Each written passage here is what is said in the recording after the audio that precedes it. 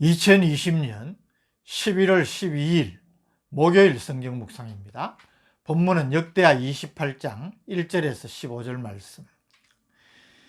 28장은 유다 제12대 왕 아하스의 통치 행적을 소개하고 있습니다. 아하스는 유다의 왕들 가운데 가장 악정을 행한 대표적인 사람입니다.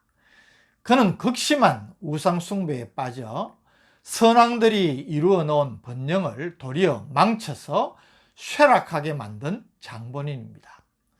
이전 왕들도 악행을 저질렀지만 더러 선행의 업적을 보여주지만 아하스는 통치 기간 내내 하나님을 거역하여 진노를 사고 악정으로 하나님의 심판의 징계인 전쟁이 끊이지 않았던 불행한 역사를 보여주고 있습니다. 아하스는 20세의 왕위에 올라 16년을 나라를 다스렸는데 총괄적인 평가는 대단히 부정적임을 1절이 보여줍니다. 1절, 아하스가 왕위에 오를 때에 나이가 20세라 예루살렘에서 16년 동안 다스렸으나 그의 조상 다윗과 같지 아니하여 여호와 보시기에 정직하게 행하지 아니하고.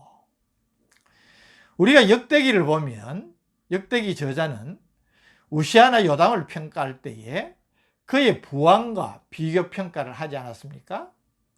그런데 아하스에 대해서는 다윗과 비교하고 있습니다. 그의 조상 다윗과 같지 아니하여. 아마 그 이유는 아하스의 악행을 더 분명하게 부각시키고자 하는 의도로 볼 수 있습니다. 아하스의 하나님을 거역한 범죄 행각이 2절부터 구체적으로 소개됩니다. 2절, 이스라엘 왕들의 길로 행하여 바알들의 우상을 부어 만들고. 그는 유다의 왕이면서 북왕국 이스라엘 왕들의 길로 행했다고 합니다. 이스라엘 왕들의 길이 뭘 이야기합니까? 우상 숭배의 길입니다. 그는 우상까지도 만들었습니다. 3절, 또 흰놈의 아들 골짜기에서 분향하고 여호와께서 이스라엘 자손 앞에서 쫓아내신 이방 사람들의 가정한 일을 본받아 그의 자녀들을 불사르고. 흰놈의 아들 골짜기는 유다와 베냐민 지파의 경계선에 위치한 골짜기입니다. 골짜기 아래쪽에 도벳이라는 산당이 있는데 이곳이 이방 종교의 제사 장소로 쓰여졌습니다. 그리고 이곳에서 몰렉 우상에게 자식을 불로 태워 희생 제사를 드려왔습니다. 요시야 왕의 종교 개혁 이후에 이 골짜기는 쓰레기 등 폐기물을 소각하는 장소가 되었는데, 그래서 이 골짜기는 늘 폐기물 소각으로 인하여서 연기가 자욱했습니다. 이 모습이 지옥을 연상케 한다고 해서 지옥을 연상하는 흰놈의 아들 골짜기라 그렇게 부른 것입니다. 그런데 아하스가 인신제사를 하는 암몬의 국가신인 몰록을 도입하여서 이 흰놈의 골짜기에서 공공연하게 인신제사를 드렸다는 사실을 말하고 있는 것입니다. 4절, 또 산당과 작은 산 위와 모든 푸른 나무 아래에서 제사를 드리며 분향하니라. 아하스는 인신제사뿐 아니라 가나안 원주민들이 가졌던 종교 문화를 그대로 다 받아들여서 우상 숭배를 보편화시켰습니다. 이러니 어찌 하나님의 심판이 내리지 않을 수 있겠습니까? 5절, 그러므로 그의 하나님 여호와께서 그를 아람 왕의 손에 넘기심에 그들이 쳐서 심히 많은 무리를 사로잡아 다메섹으로 갔으며 또 이스라엘 왕의 손에 넘기심에 그가 쳐서 크게 살육하였으니 하나님께서 아람과 이스라엘을 심판의 도구로 삼아 징계를 하셨습니다. 아람과 이스라엘이 침략해 크게 살육하고 또 많은 사람을 포로로 잡아갔습니다. 아람과 이스라엘의 침략으로 인한 피해는 엄청났습니다. 6절, 이는 그의 조상들의 하나님 여호와를 버렸습니다. 르말랴의 아들 베가가 유다에서 하루 동안에 용사 12만 명을 죽였으며 에브라임의 용사 시그리는 왕의 아들 마세야와 국내 대신 아스리감과 총리 대신 엘가나를 죽였더라. 8절 이스라엘 자손이 그들의 형제 중에서 그들의 아내와 자녀를 합하여 20만 명을 사로잡고 그들의 재물을 많이 노략하여 사마리아로 가져가니. 르말랴의 아들 베가는 북이스라엘 18대 왕으로 잔인한 그가 하루 동안에 12만 명의 유다 군사를 죽였습니다. 고대 전쟁사에서 거의 찾아보기 힘든 무서운 결과 아닙니까? 또 아스의 측근 신복들이 죽임을 당하고 20만 명이 포로로 잡혀갔습니다. 그와 함께 엄청난 재물도 약탈당했습니다. 이것이 하나님의 심판이라는 사실을 6절 전반부가 이는 그의 조상들의 하나님 여호와를 버렸음이라 라고 분명히 밝히고 있는 것입니다. 9절에서 15절 말씀은 하나님은 심판 가운데서도 자기 백성에게 긍휼을 베푸시는 분이심을 보여줍니다. 9절 그곳에 여호와의 선지자가 있는데 이름은 오뎃이라. 그가 사마리아로 돌아오는 군대를 영접하고 그들에게 이르되 너희 조상의 하나님 여호와께서 유다에게 진노하셨으므로 너희 손에 넘기셨거늘 너희의 노기가 충천하여 살육하고 이제 너희가 또 유다와 예루살렘 백성들을 압제하여 노예로 삼고자 생각하는도다. 그러나 너희는 너희 하나님 여호와께 범죄함이 없느냐? 11절 그런즉 너희는 내 말을 듣고 너희의 형제들 중에서 사로잡아온 포로를 놓아 돌아가게 하라. 여호와의 진노가 너희에게 임박하였느니라 하니라.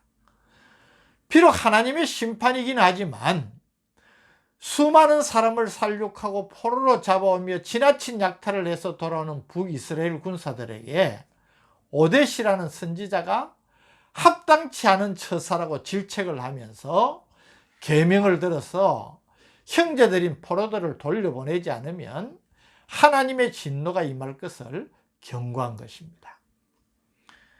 이 말을 듣고 북이스라엘의 지도자들이 나서서 포로로 잡혀온 유다 백성들을 선대하여 대접한 후에 여리고성까지 인도하여 돌려보냅니다.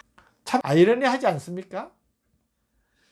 하나님을 경외하는 유다의 왕은 우상을 숭배하여서 하나님의 진노로 심판을 받고 그 심판의 도구로 사용되어진 이스라엘의 이 사람들과 군사들이 선지자의 말을 듣고 자신들의 행위를 돌이키는 모습을 보여주는 것입니다.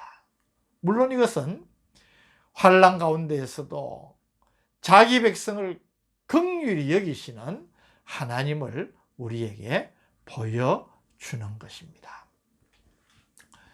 오늘 저는 이 말씀을 묵상하면서 이 아스 왕의 어리석음과 패역함에 대하여서 우리가 한번 깊이 생각하면서 교훈을 얻기를 원하는 것입니다.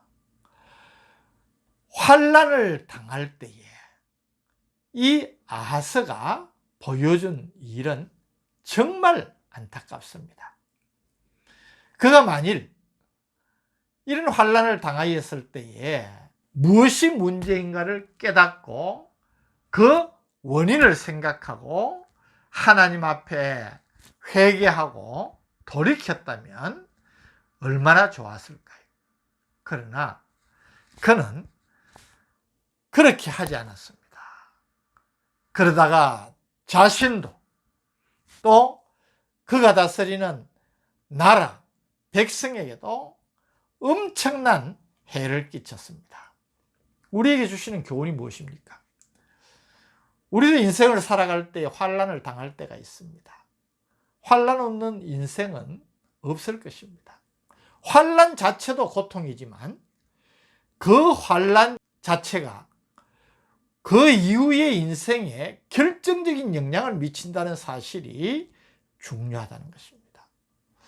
환난을 당하였지만 그것을 지혜롭게 잘 극복하면 전화위복이 되는 경우들이 많지만 그러나 환난 자체가 결정타가 되어서 거기에서 다시 회복되지 못하고 인생 자체가 망해버리는 경우도 적지 않습니다. 본문에 언급된 아람과 이스라엘의 침공은 아하스왕 개인에게나 유다나라 전체에 임한 엄청난 환난이었습니다. 우리가 살폈던 대로 하루 동안에 아하스왕의 아들과 신복을 비롯한 12만 명의 군사가 죽임을 당하고 그들의 아내와 자녀 20만 명이 포로로 끌려가고 재물을 다 약탈당하는 엄청난 재앙이었습니다. 왜 이렇게 되었을까? 무엇 때문일까? 원인을 생각해야 되지 않습니까? 그런데 아하스는 그것을 생각지 못합니다. 깨닫지 못합니다. 이것이 무엇 때문일까? 왜 이런 환난이 임했을까? 생각할 수 있어야 자신을 돌아보게 됩니다. 내가 무엇을 잘못했는가?